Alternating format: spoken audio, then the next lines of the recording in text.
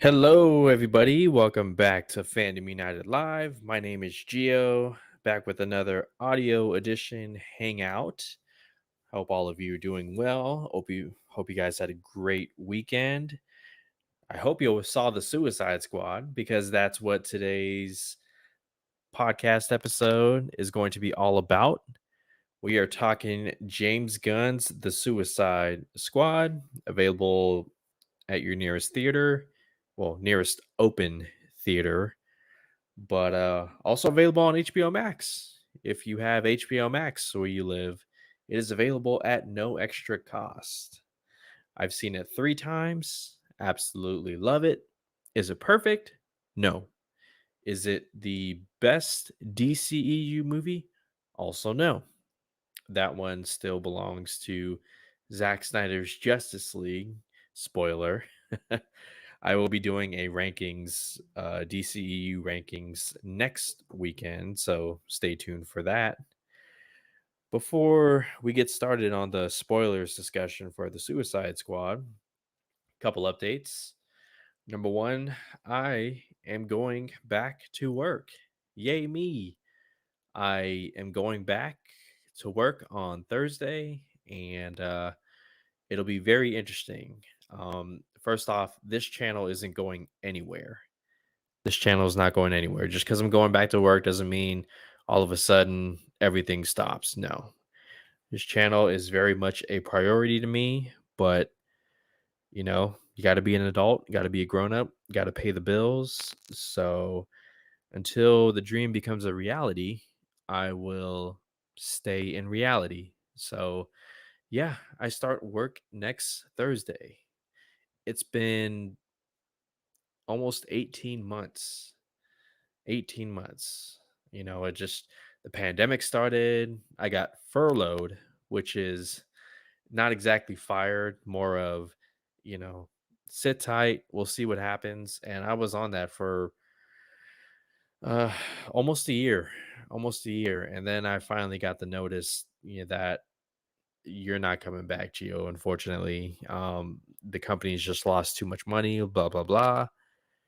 And that put me down a uh a dark hole for a while. But thankfully, I found Fandom United, a place where I could be productive, do the things that I love, talk about the things that I love.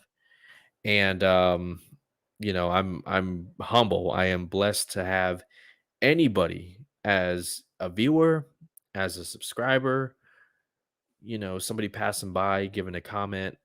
It means the most. And just because I'm going back to work doesn't mean this channel goes away. Not a chance in hell. Yeah, so we'll see. Hello, Star Drew. How are you, sir? I'm a motherfucking star boy.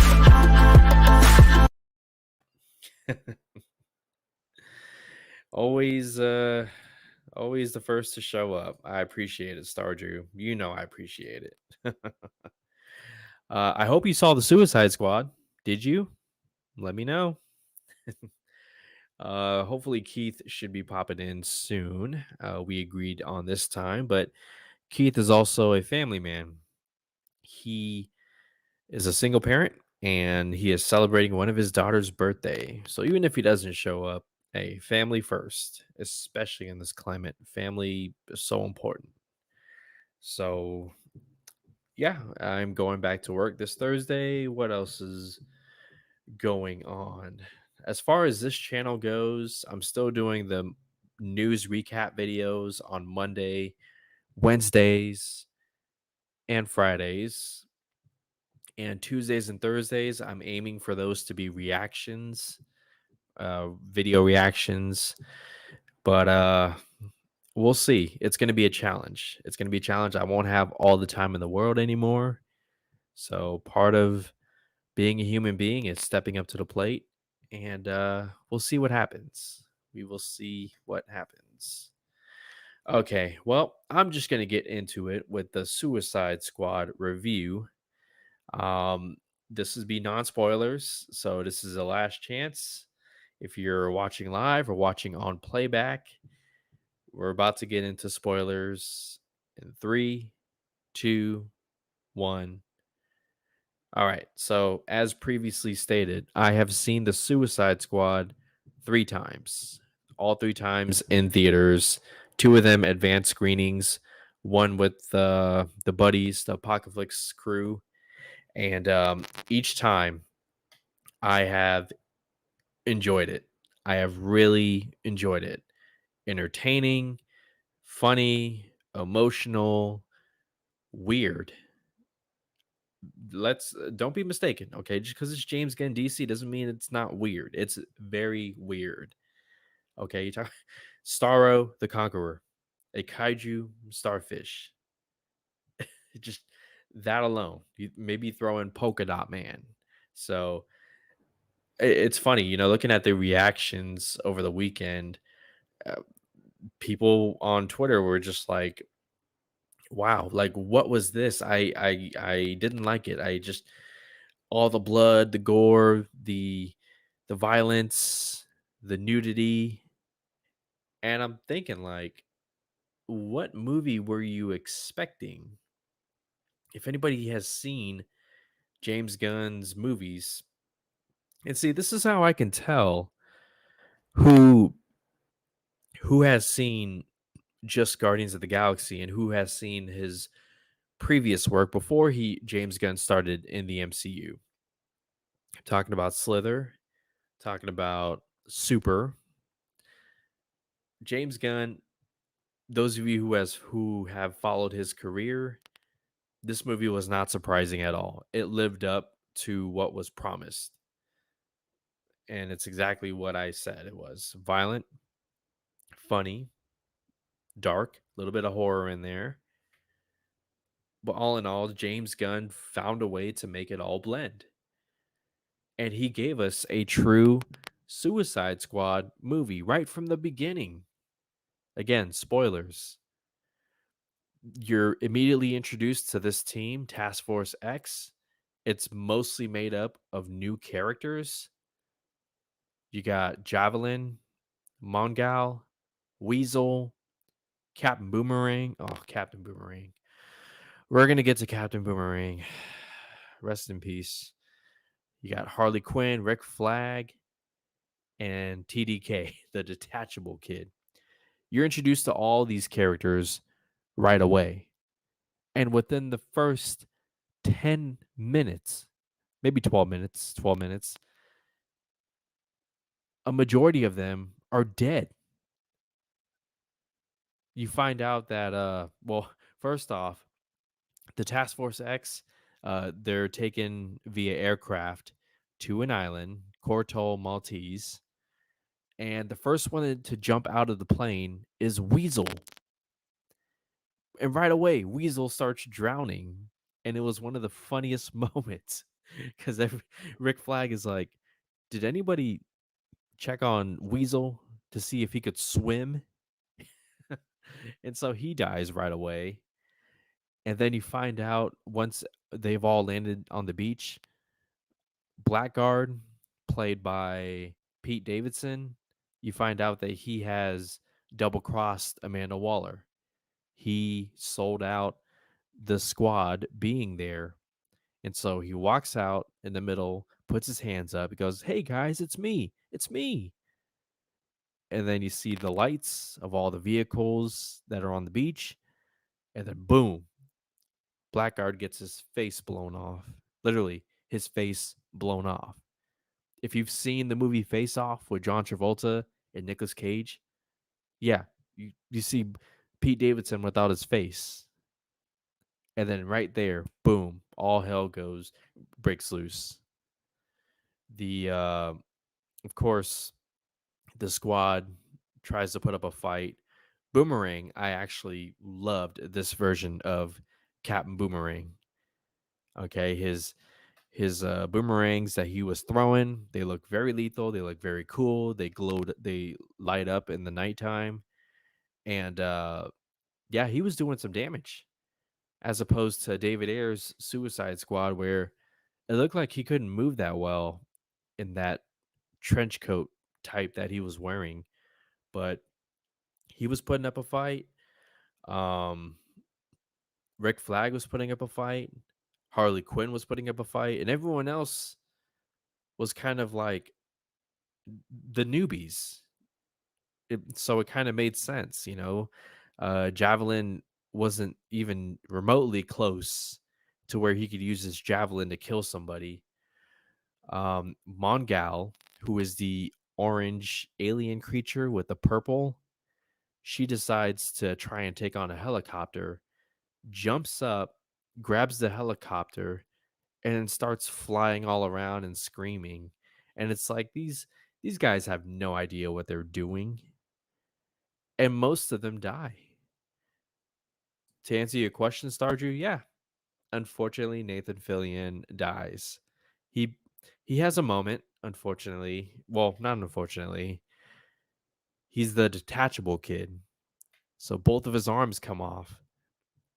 And then you think the detachable kid is going to do something, but then he just starts slapping the soldiers. And it for me it was funny to see because what made it funny was the ridiculousness, but also Harley Quinn's reaction. Like, what the? And then Rick Flag is like, I didn't choose the team. So, yeah, 90% of them die. The only ones that survive are Rick Flag and Harley Quinn. And let me tell you, seeing Captain Boomerang die, Jai Courtney, that was rough. That was very rough because, like you, like those of you out there who are listening, he was a standout. He was a highlight of that Studio Squad, Suicide Squad movie, and you know, seeing him die was pretty rough, but it wasn't wasted because what it did was tell you right away that nobody is safe. No one. And in my opinion, out of the OGs, again, the OGs being Rick Flag, Harley Quinn, Captain Boomerang, it's no choice. It would be Captain Boomerang. You're not going to kill Rick Flag early on. You're not going to. You're definitely not going to kill Harley Quinn. Period. Margot. That's James Gunn. He said I was given permission to kill anybody. I don't know if I believe that. You don't kill Harley Quinn. It makes no it makes no sense story wise. Well, maybe there's a way it could make sense story wise, but I would imagine Warner Brothers has more plans in store for Margot Robbie's Harley Quinn. I mean, the actress just turned 30, I believe, right? Let me look at this. And she can legit play Harley Quinn for another 15 years. She's 31. Oh, she's my age. Oh, her birthday is the same month as mine. Hey, Margot. Yeah, so she easily has a good 12 to 15 years as Harley Quinn. Hopefully, I don't see her getting the Henry Cavill treatment with Superman, where they still can't figure out what to do with the character. No, we'll find out maybe as soon as DC fandom in 2 months. We'll find out what Harley Quinn's Margot Robbie's next project will be in the DCEU. So yeah, you do not listen. I'm sorry, you do not kill Harley Quinn. Let's see. What happens next? Oh, you find out that there is a second team that landed on the beach. And that second team consists of Bloodsport, Peacemaker, King Shark, the ones who you've seen mostly in the trailers. And then it goes into flashbacks. Something about the Suicide Squad that really impressed me was the editing. When you watch the movie, the way it goes back and forth, the way James Gunn stylizes, the transitions, whether it's leaves on the beach blowing or something on fire and the smoke turns into letters, or one of my favorites, when Michael Rooker as Savant dies, his head gets blown off by Amanda Waller. You see his blood in the water and it turns into Warner Brothers Presents. Editing s- spot on. But yeah, this movie, it wastes no time. It moves. It goes the story is pretty much about this squad on a mission in Corto Maltese where they have to go to Jotunheim and Project Starfish, which we obviously know is Starro. They have to destroy that, destroy all evidence, and I would imagine killing the monster Starro would have been a plus. Um, so along the way in the Suicide Squad, you see a lot of character interactions. The maybe the best interaction was between Peacemaker and Bloodsport. Seeing the two of them take down a an entire camp of soldiers, only to then find out that the soldiers were actually freedom fighters. That was a great moment, a very funny moment. But the whole sequence of Peacemaker and Bloodsport trying to one up each other, that was great. I really enjoyed that.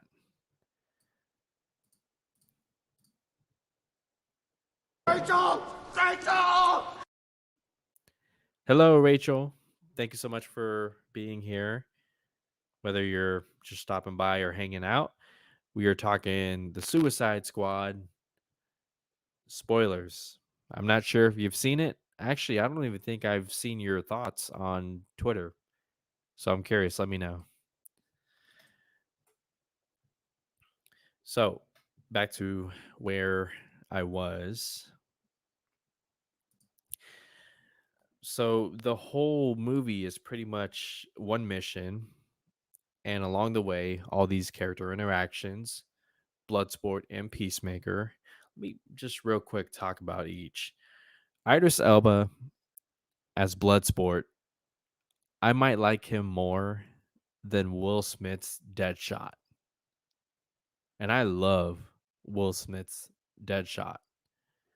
But I felt like in the Suicide Squad, Idris Elba, his Bloodsport character, it just had better material, which is kind of unfair to Will Smith, I guess, because hashtag release the haircut. Okay, I always got to put into context the 2016 Suicide Squad because we have not seen the actual movie that David Ayer wanted us to see. I guarantee you it's not that cut up music fest mess. So my opinion might change when we see Will Smith's Deadshot, the real version.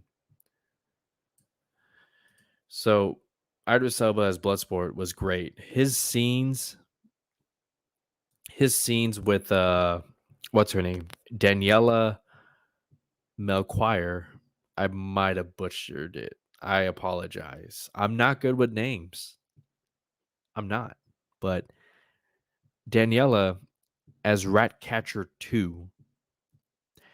Anytime Bloodsport was interacting with her, that was just the best as far as the Bloodsport character. It filled a void with the Bloodsport character because that void was the character's relationship with her actual daughter, which, by the way, Idris Elba and Storm Reed, they delivered 110% during that shouting match. How funny was that? You're a terrible father. The only embarrassing thing is having you as a father. Well, you know what? The only thing is, why would the hell would you get caught for stealing a TV watch? That whole thing was great. But I bring that up because when the whole point of Bloodsport doing this mission is for his daughter, but to actually have an interaction during the mission with that's a father daughter like, it worked for me. It was amazing. Pause right here. We got some comments. Rachel saw it in the Dolby Surround and open. Wow, got a cool promotional comic as a bonus. Really? That's cool. The showing that I went to with Keith, first off, the advanced showing, like the really advanced showing, they didn't give me anything. They gave me the movie early. That was my treat. And then the uh the showing that I went to with Keith last Tuesday, that's why I was not on Apocalypse Now. They gave me this Suicide Squad fan, which is basically a popsicle stick with a little cardboard paper that has the Suicide Squad and all the characters. Yeah, pretty cheap, but the comic sounds way cooler. I'm happy for you, Rachel. Let's see. It is a very good movie of its type. Not my type of movie, but I can definitely see it's a see if only everybody else on Twitter could be like that. There are some, but what I was seeing this weekend was just ridiculous. Um, and I'm glad to see you guys concur as far as the father daughter type relationships. So Idris Elba was great.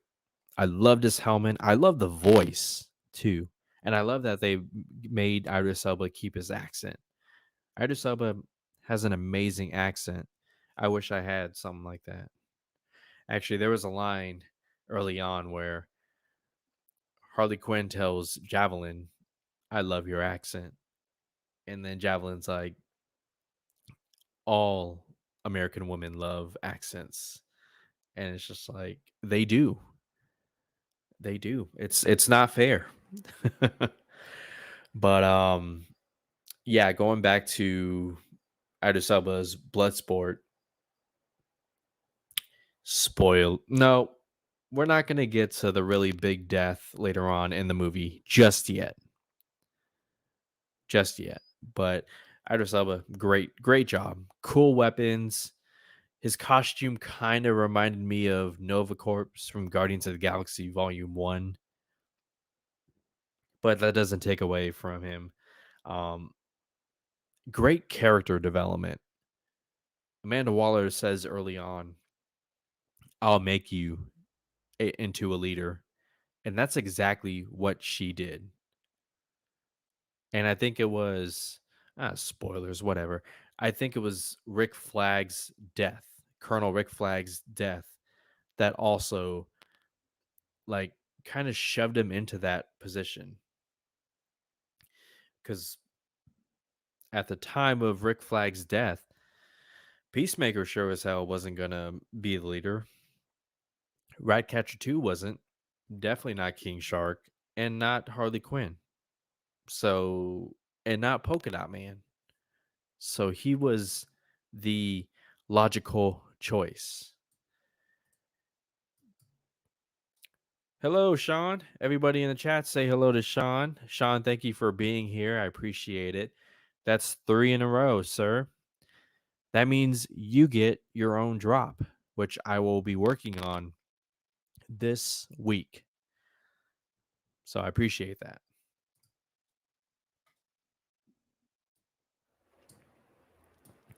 Anyways, all right. Who else was a huge standout? John Cena's Peacemaker. John Cena's Peacemaker is definitely going to rub some people off the wrong way, but the character was exactly what I expected given what we've been told leading up to the movie. A douchey, broy Captain America. Yes, that fits Peacemaker 100%. And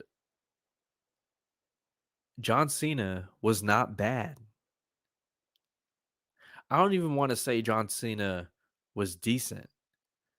I think as Peacemaker in this movie, John Cena was actually very good.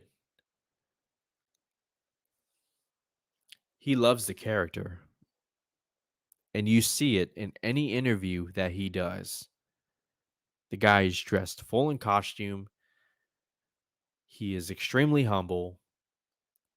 He's happy to have such a role in a comic book property, a role that extends beyond the movie. He has his own HBO Max series coming out in January. And now that we've seen the movie, we've seen his character, I understand why that show was greenlit. Well, two reasons. One, you give James Gunn what he wants. You only have him for so long before he goes back to Marvel. But two,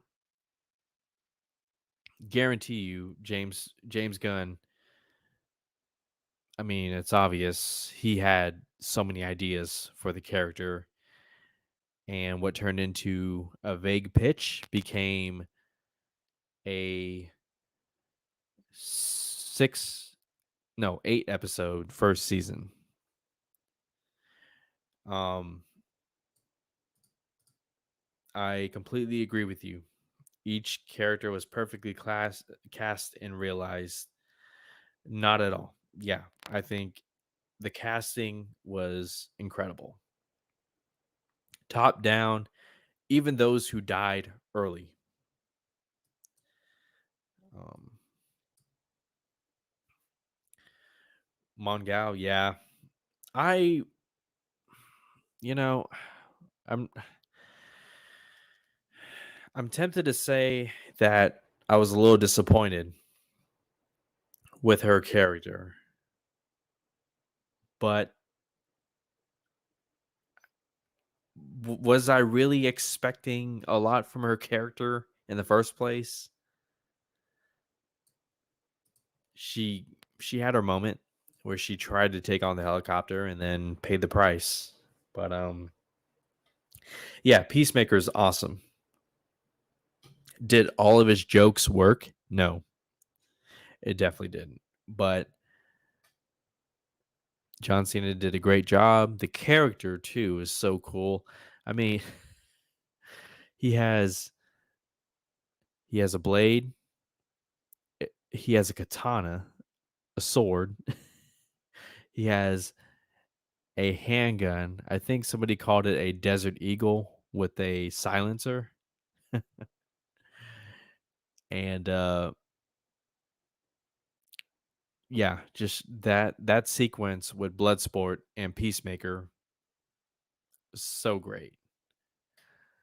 Other standouts, you've probably heard about it on social media.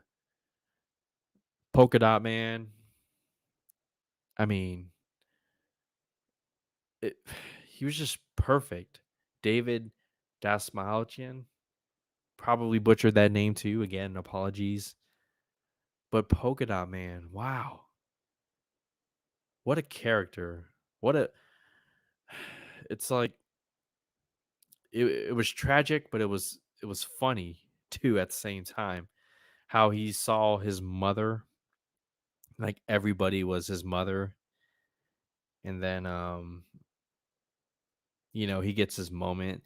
His powers are used sparingly, but every time you saw the polka dots flying out in slow motion, it was so cool. Who would have thought?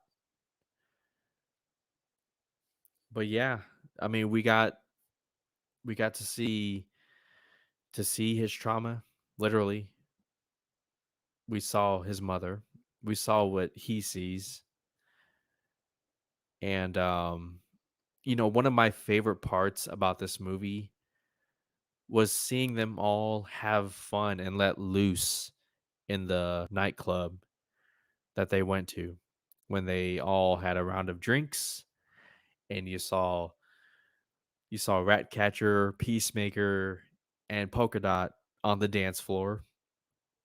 You saw Rick Flag and Bloodsport laughing, hugging, and just probably reminiscing about their old missions.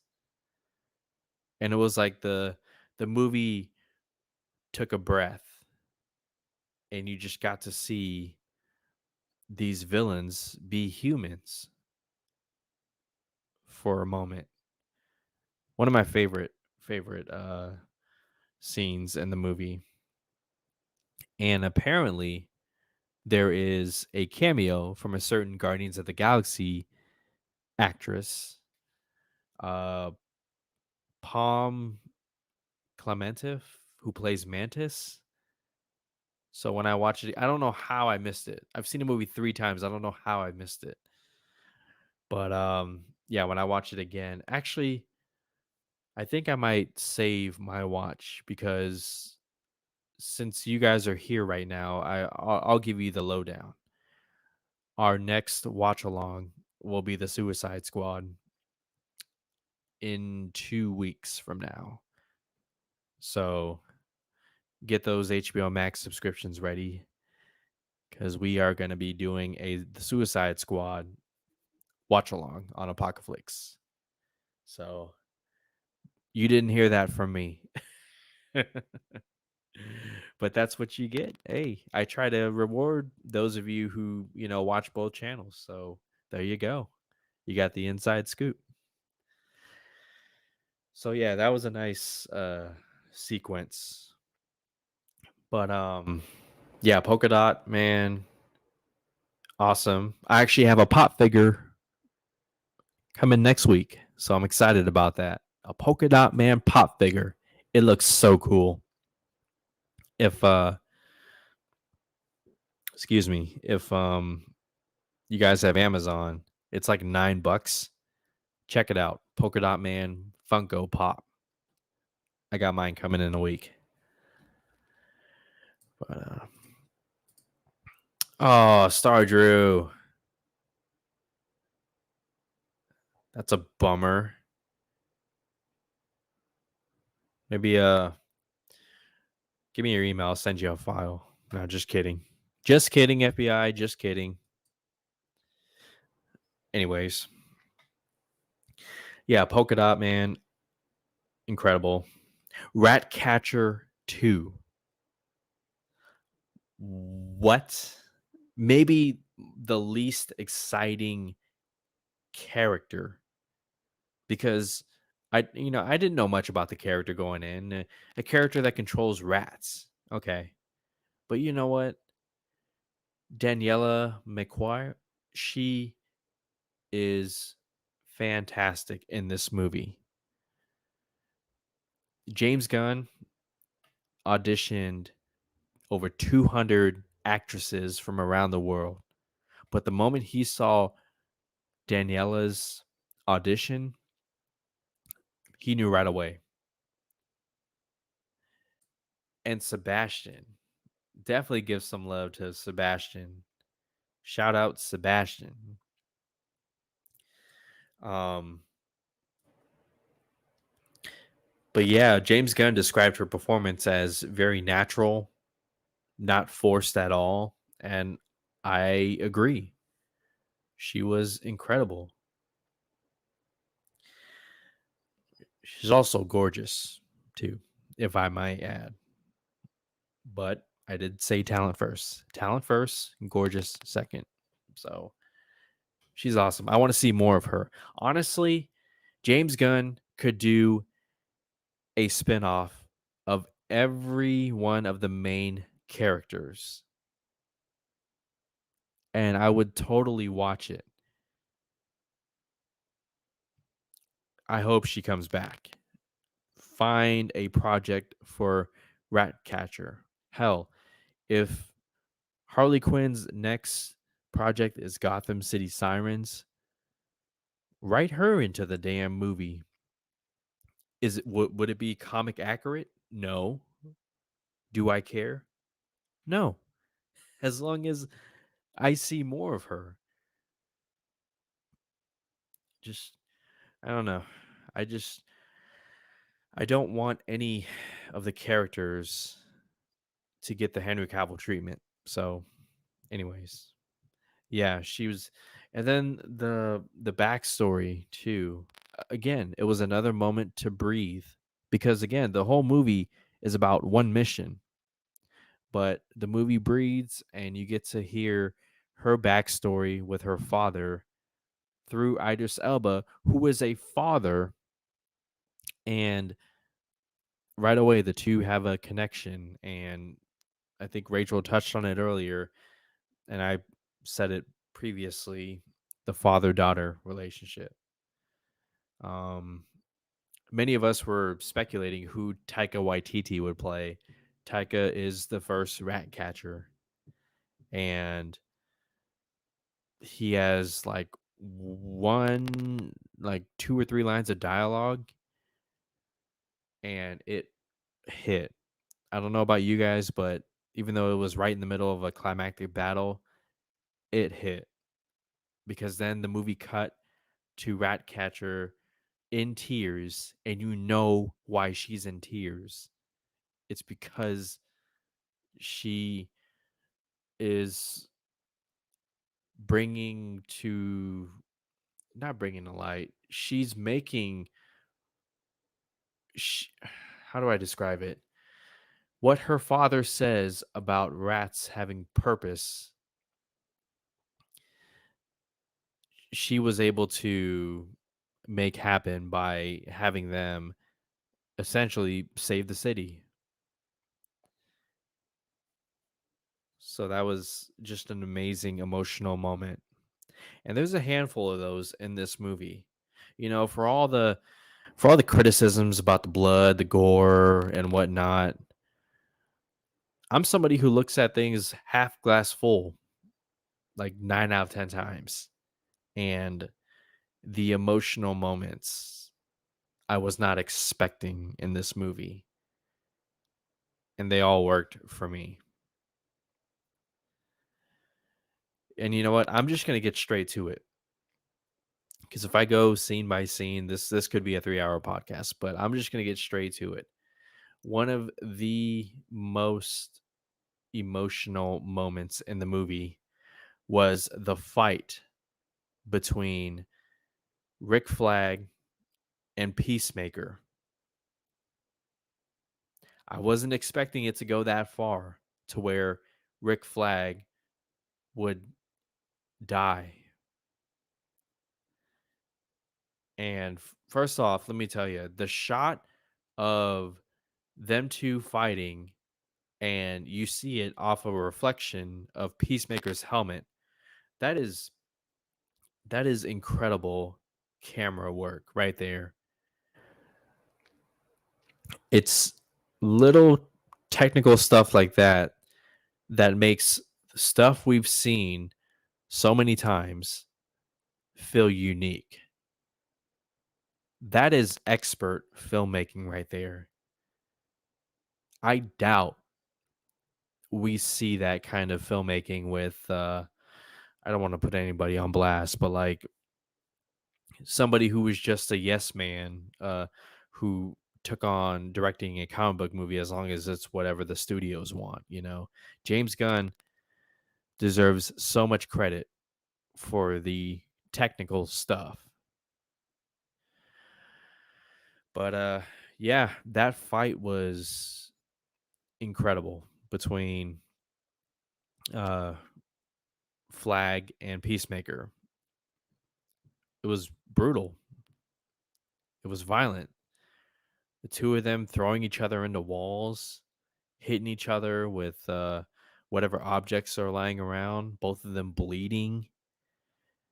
And then Colonel Flag is choking Peacemaker almost to death, and Peacemaker grabs a piece of tile, sharp edge, and puts it right into Flag's chest. And then we see the actual uh, tile piece enter his heart. And that right there was a nail on the coffin. That's it. There's no coming back from that. You know how sometimes where you think a character dies because the editing is like so many cuts that you don't actually see the impact? James Gunn made us see the impact. And I was thrown off by I was not expecting that death. It was very emotional because again, he's an OG. Say what you will about 2016 Suicide Squad. The characters and the performances, well, most of the performances, I'm sorry, Cara Delevingne, but most of the performances were fantastic. And something that I don't think gets talked about enough, when Peacemaker stabs Flag, the look on Peacemaker's face, the previous scene, Peacemaker is talking about Rick Flag like a hero because Peacemaker sees him as a hero, somebody who, you know, served his country, very patriotic. But Peacemaker, he's all about preserving the peace. If you let this information get out, it's bad news for the U.S. It becomes an international incident. And so Peacemaker does what he has to do to preserve the peace. And you see that look on his face when he stabs Flag. He looks at the wound, and then he looks at Flag, and he realizes that he killed him. He killed his hero, and there is a moment of sadness, of regret, but then that quickly goes away. But I love Rick Flag's final words. Peacemaker, what a joke. And I think it was John Campia who I was listening to earlier. I try not to listen to people's opinions too much, but in this case, I was doing some cleaning and threw it on. That line, Peacemaker, what a joke, could very well play into the HBO Max series that's coming up, Peacemaker. And so it'll be interesting to see how the events of the Suicide Squad affect the character going forward. He killed his hero, nearly killed Ratcatcher 2, got shot in the throat by Bloodsport. By the way, that moment, it reminded me of Wanted, 2008's Wanted, starring James McAvoy, Angelina Jolie. Watch the movie if you haven't seen it. But slow motion bullets, man, that was a great shot. And again, the humor early on about, it's not just throwaway lines. It comes back later. I think the humor in this movie is smarter than people give it credit for. When they're having a conversation about, hitting right in the center, and they're like, well, I hit even more in the center using smaller bullets. And then later on, we see smaller bullets. Boom. And then, Idris Elba's fear of rats. And then what happens in a final battle? It's Ratcatcher 2 who is kind of protecting Bloodsport, who has a rat phobia, as her rats are taking down Starro. It's a beautiful, beautiful moment.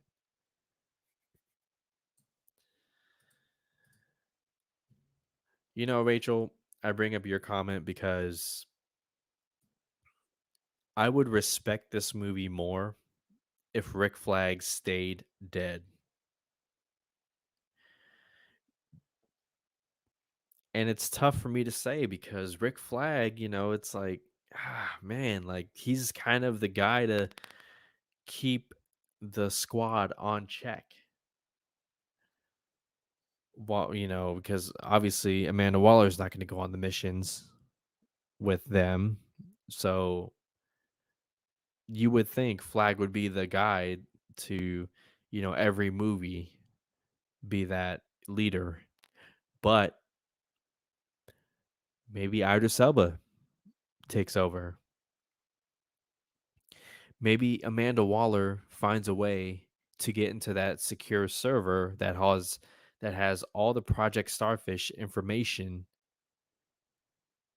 and all of a sudden Bloodsport loses his leverage, and maybe Amanda Waller's like, you know what? You're not exactly a pawn anymore. I made you into a leader. So guess what? Now you're gonna lead the next Task Force X. I would love for them to go in that direction. It makes sense. Either him or Will Smith's Deadshot would be the logical fits in the Colonel Flag type role. Just my opinion. You guys let me know. Who do you want to see lead the Suicide Squad in the next movie? Because it ain't gonna be Peacemaker, it ain't gonna be King Shark, it sure as hell ain't gonna be Harley Quinn. For me, it's either Bloodsport or Deadshot.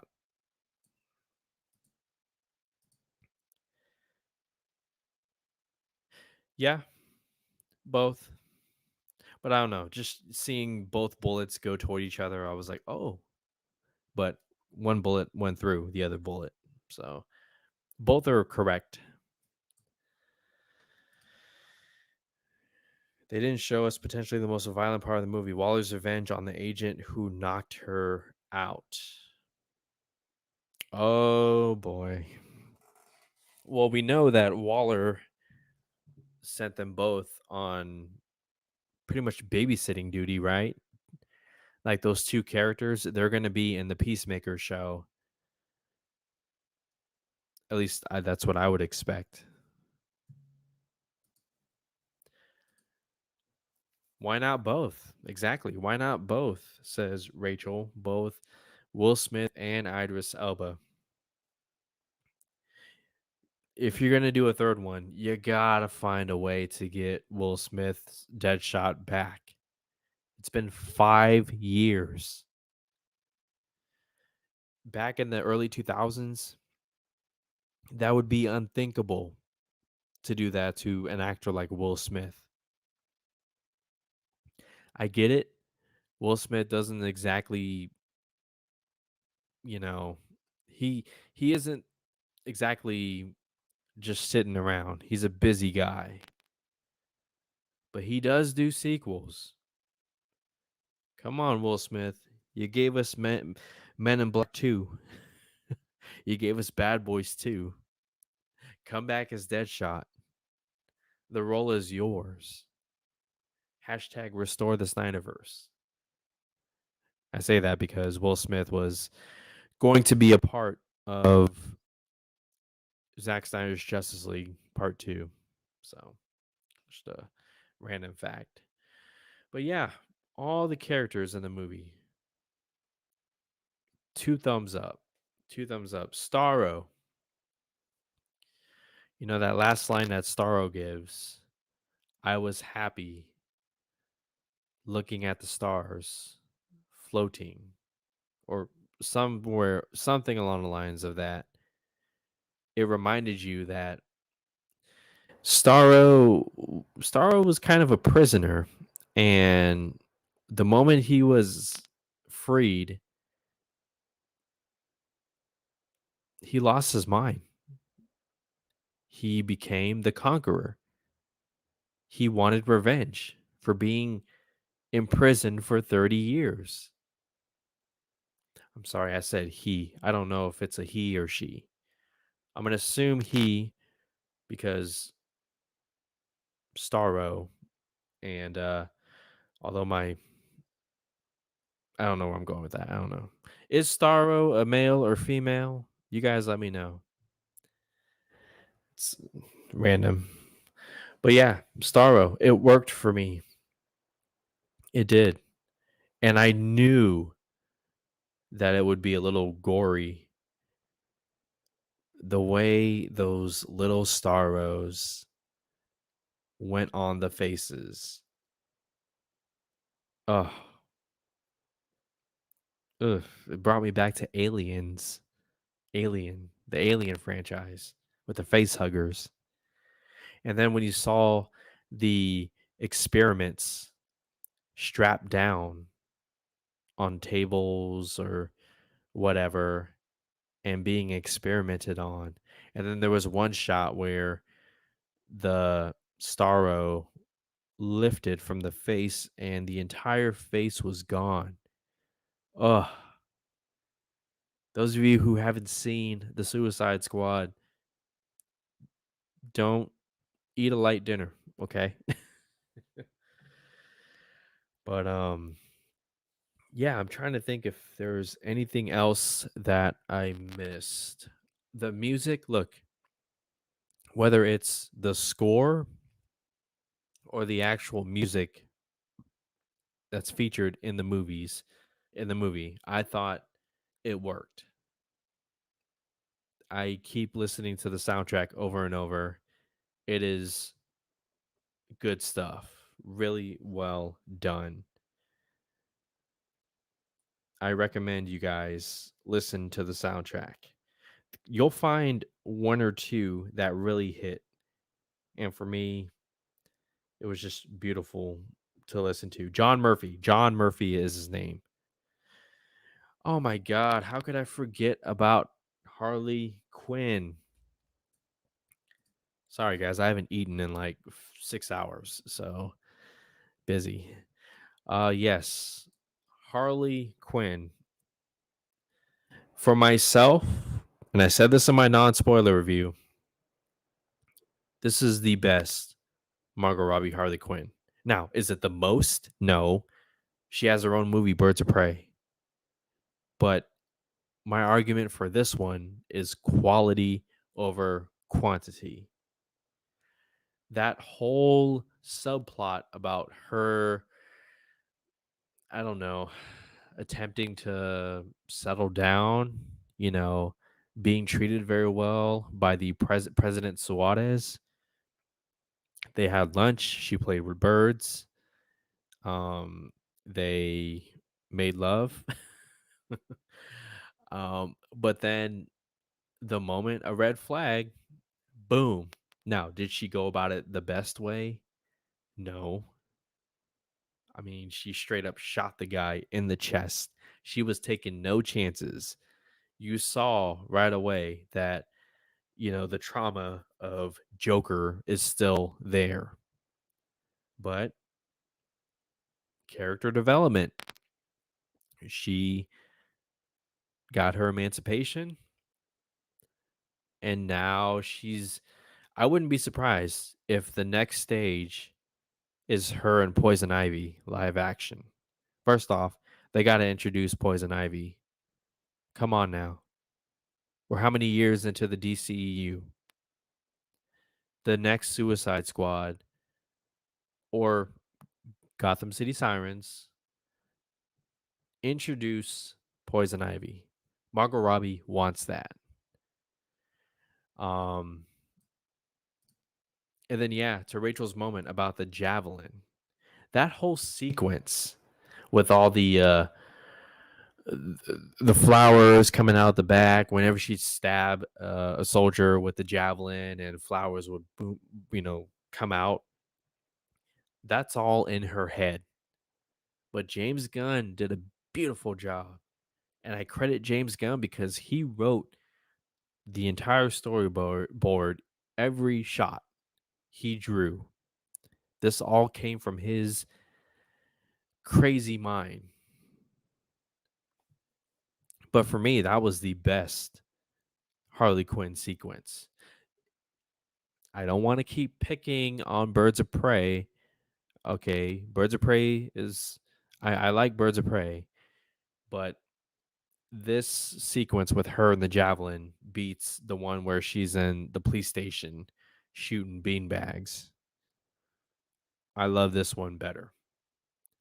It was violent, it was creative, it was insane, like Harley Quinn should be. And she looks great in the was she wearing a corset? So Harley Quinn kicked ass. And also her friendships too. Think about that for a moment. She lost Boomerang early on. She doesn't have many friends. I loved their interaction early on. It's like they picked up right where they left off. Right where they left off with Boomerang and Harley Quinn. Um, but she lost Boomerang. And then when she was reunited with Rick Flag, she was so happy to see Rick Flag. And then I would have loved, well, we did get it, where she finally had a moment to breathe and address that Rick Flag died and he was a friend to her. She lost a lot in this movie. Harley Quinn, she did. That's that's major stuff.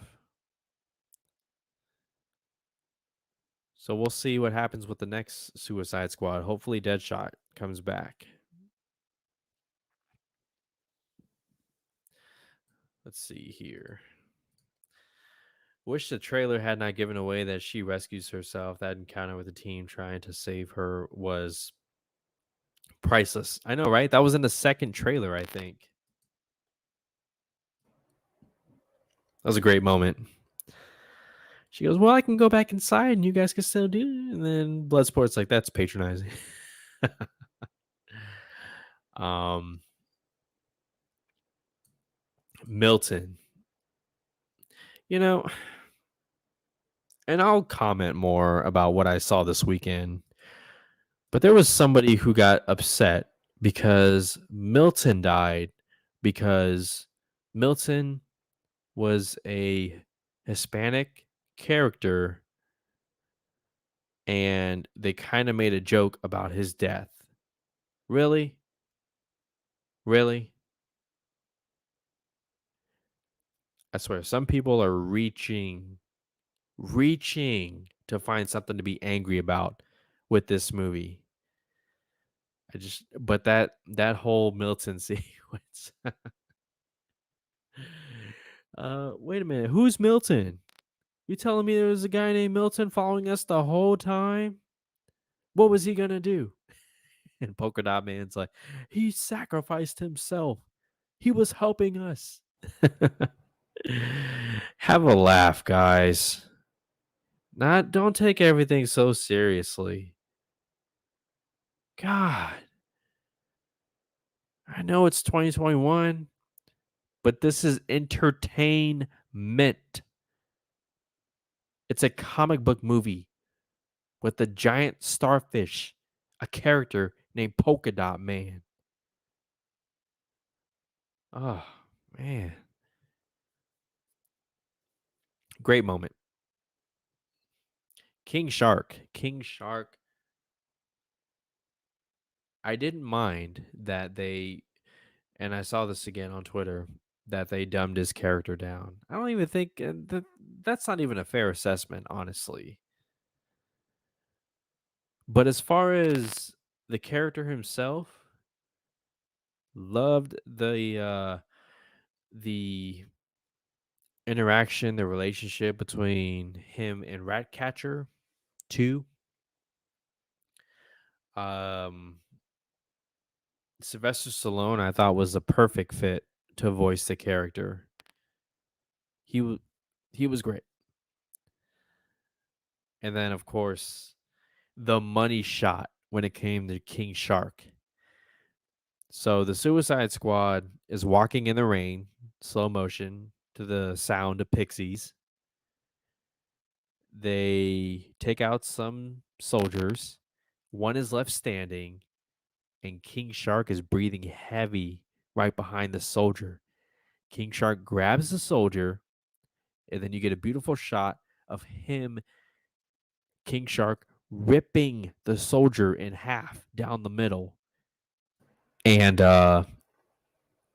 you get rain, you get a little bit of a random lightning in the shot in the background. Great shot. Money shot for King Shark, in my opinion. But the character is adorable. Okay. You just like bird. And then when he's setting up the bombs with the Peacemaker, he, goes, he shows it to Peacemaker. He goes, Peacemaker. And then he goes, that's actually very kind. Looks nothing like me. Oh, man. Yeah. King Shark. Jacob the other night was like, yeah, it was very Avengers, the way Bloodsport was commanding all of them, because King Shark has, like when Captain America told Hulk, smash, Bloodsport says, that's num num. Speaking of that moment, Polka Dot Man, I may have touched on this already. I'm not sure. He goes, I'm a superhero. And then bam, saw it coming thanks to the way the shot was framed. It was like a wide shot. And I was like, oh, something's going to happen. Either Starro's going to squish him like a bug, or a building's going to fall on him, or something. But man,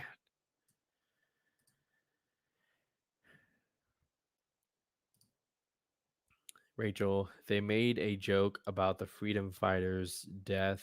It's supposed to be offensive. I can see that. But the freedom fighters in the end did prevail. Sol Saria, I can't remember the actress's name. She was great in her limited screen time. And they did get the country did get their freedom, their right to vote in the end. The Suicide Squad, they made amends. Obviously, I mean, they're bad guys. They're villains. She was right when what she said about, typical Solsaria, about typical Americans, like, come in guns blazing, all that. Um, but look, at the same time, I'm not a blind DC fan, with all that. I welcome the opinions and whatnot of others. So I I try not to argue because it's all subjective at the end of the day. Nobody's right, nobody's wrong. I mean, that's kind of what my thing is, bringing geek culture together. There was definitely a time when I was all about the tribalism. It was like a couple years ago. Um, but now it's just like, I welcome all kinds of opinions. And when you're in this kind of thing, you absolutely have to be open to interpretation, open mind, and whatnot. Let's see. The humor in the movie is edgy. It's irreverent humor. Is what I'm okay. I got you. Thank you, Rachel. I love your opinions, by the way.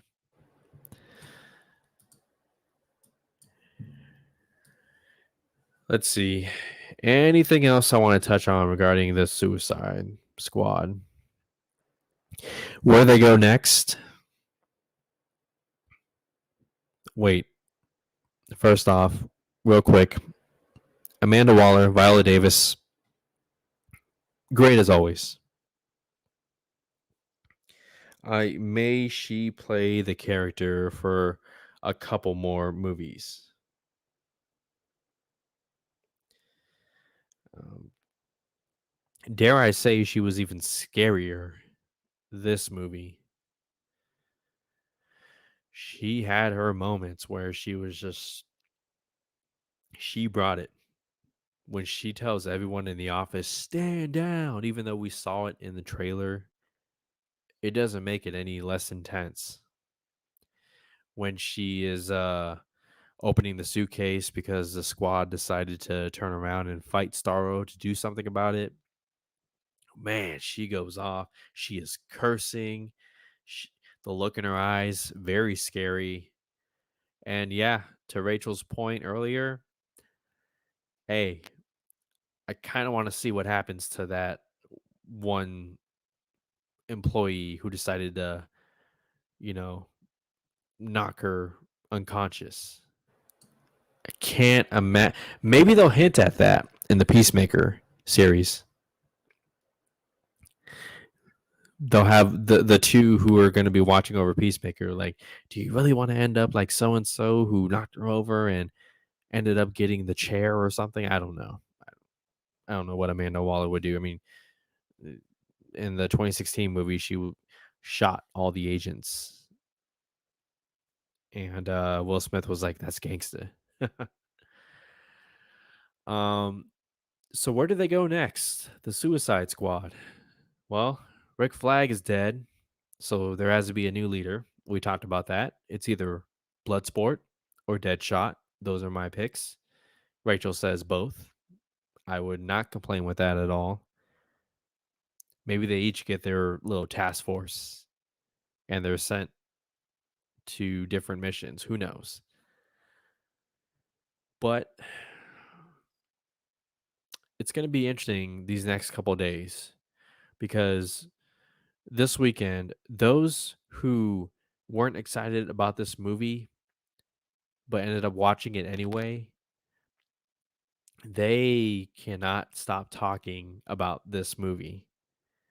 It's like it's one thing to state your opinion online, but to keep going and going and going, it's like we get it.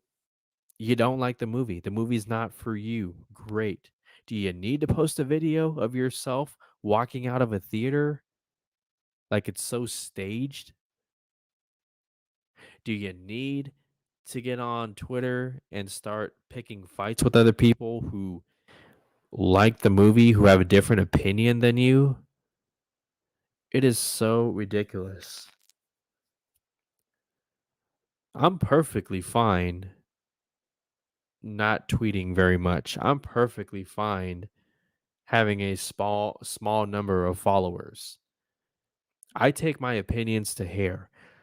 Whatever whatever negative energy I get from reading stuff on Twitter, whether it's toxicity or bad takes, horrible takes, or opinions and just or personal attacks or any of that kind of stuff,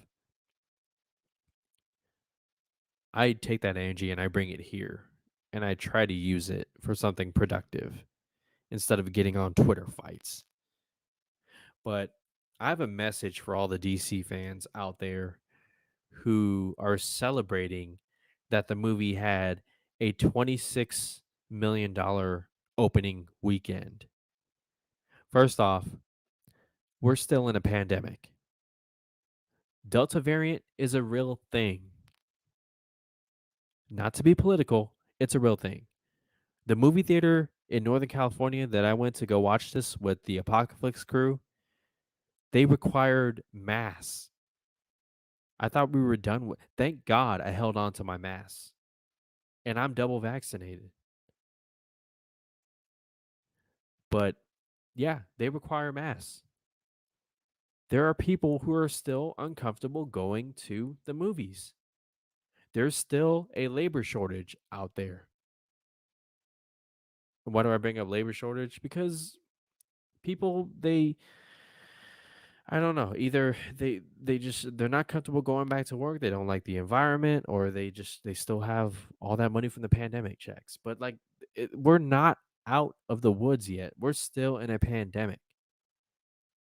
S- And on top of that, the Suicide Squad released on HBO Max the same day. You don't have to pay $30 to watch it at home. So, Delta variant still happening, day and day release on HBO Max. The fact that it's R rated, the Suicide Squad is R rated, and it did not hold back. Those first couple trailers, oh yeah, R rating, front and center. So you can't look at that $26 million opening weekend and treat it like 2 years ago when there wasn't a pandemic and whatnot. That is unfair.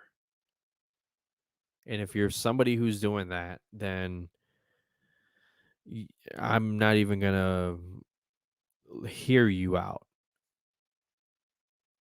because you're being insensitive and you are uninformed.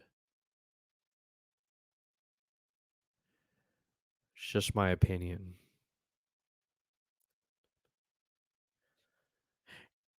Another thing too,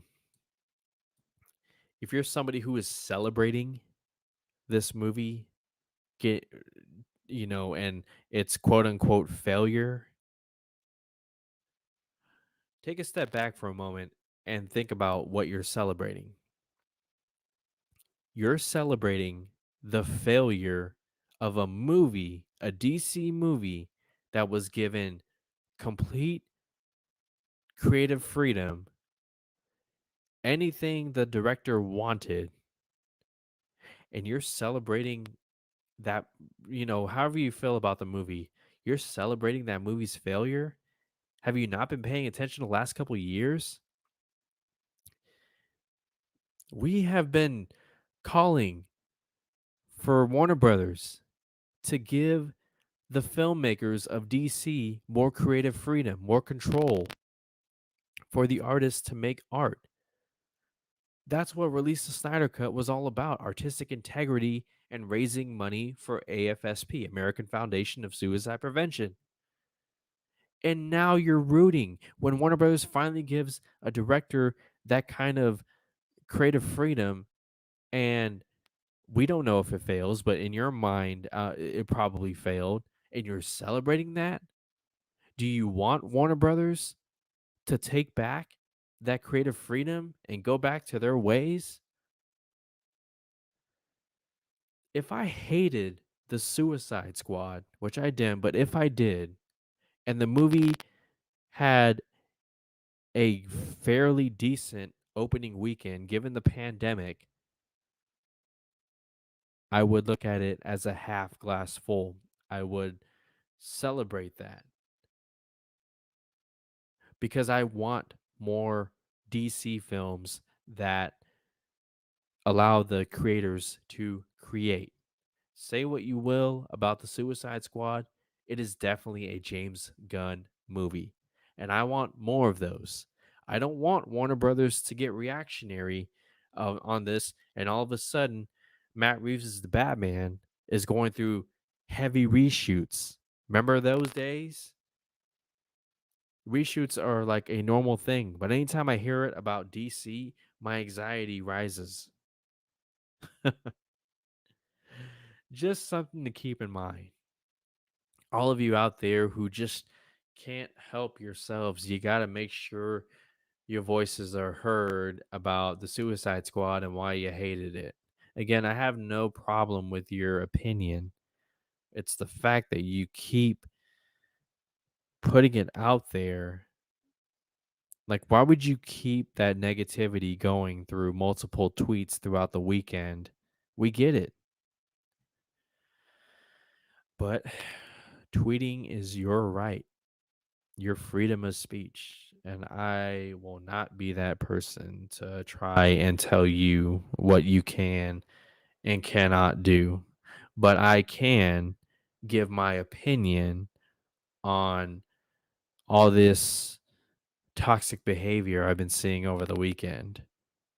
You can be a fan of James Gunn's The Suicide Squad and somebody who wants to support David Ayer so he gets his Snyder cut of the Suicide Squad to be seen one day. I'm not interested in Twitter fights. I don't even like Twitter, but it's easy to find information, sadly. So that's that. I love the Suicide Squad. I can't wait to watch it with the guys. Not next week, but the week after. And it's going to be a fun watch. It'll be my fourth time watching it. Well, I think that's a good time to wrap it up right here.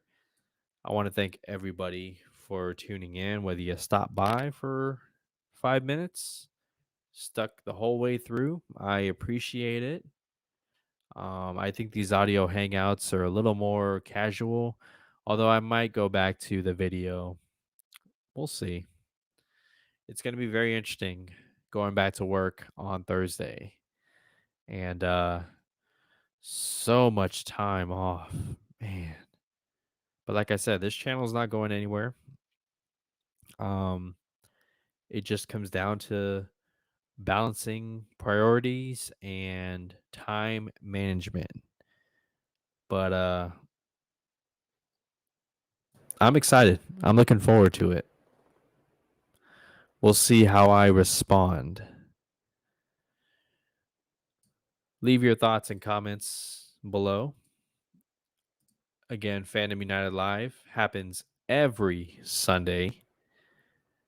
This one started late at 8:30. I was actually waiting for Keith, but it's his daughter's birthday. So when you see Keith on Tuesday, send him warm wishes for his family, single parent. And yeah, I will not be on Tuesday. I am going to Reno, my last hurrah before going back to work. So I will probably stop by in the chat, hear a little bit of the discussion, stir the pot a little bit. But yeah, I will leave you guys. Have a great rest of the evening. Have a great week. Thank you, Rachel. I'm going to know my limits. I'm not going to be Batman has no limits. I will know my limits, but appreciate you as always. Have a great night, and I will talk to you guys soon.